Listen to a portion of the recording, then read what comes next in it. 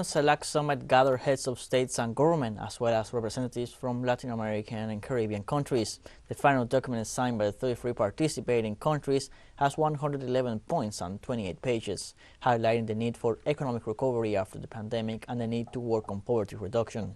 Our correspondent Juan Carlos Bartolota reports from Buenos Aires. In Buenos Aires, where Argentina concluded its temporary presidency, the 33 member states were present. We must definitely respect each other in our diversity because we have a common denominator that binds us together, which is to make our people wealthy people, people who are growing.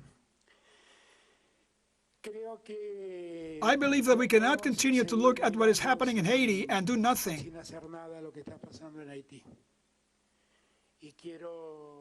And I personally would like to call on you to take action.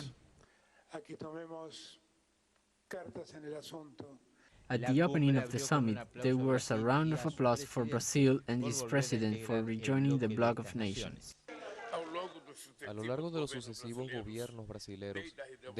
With the regrettable exception of the last few years, when my predecessor took the inexplicable decision to withdraw Brazil from CELAC, we have worked with determination and a sense of duty towards regional integration and the consolidation of a peaceful region, based on relations of dialogue and cooperation through successive Brazilian governments since the return of democracy. The President of the Bolivarian Republic of Venezuela took part in the summit speeches via a recorded message in the face of actions by the local right wing to prevent his travel to Buenos Aires. I would have loved to be there in person, on the spot, as we always have. As we always will be. However, for reasons beyond my control, the constant conspiracy, the constant harassment, the constant intimidation,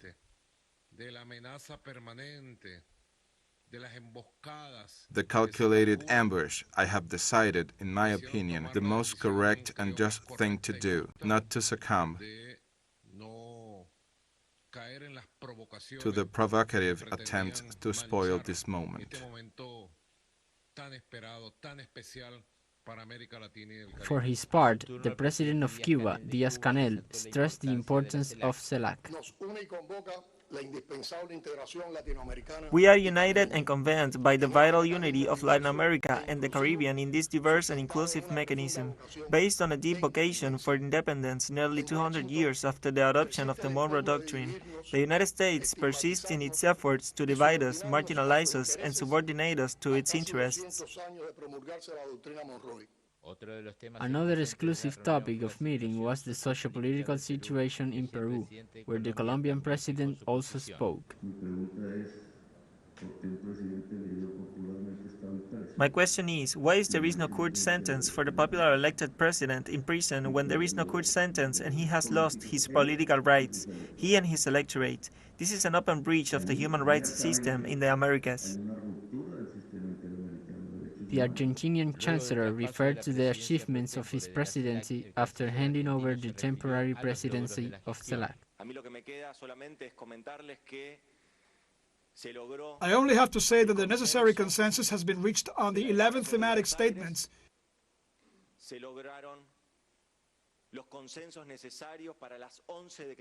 And of course, we have moved forward on the sub-regional rotation as promised by Argentina.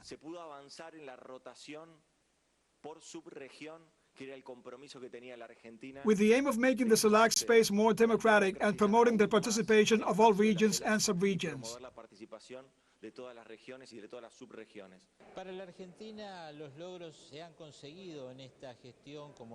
For Argentina, the achievements of its term as CELAC president pro tempore during this last period were crowned, in a sense, by the handover of the chairmanship for the first time to a country of the Community of Caribbean States, that is, to the Prime Minister of St. Vincent and the Grenadines. In a way, this is the crowning of a path of dialogue and union in Latin America.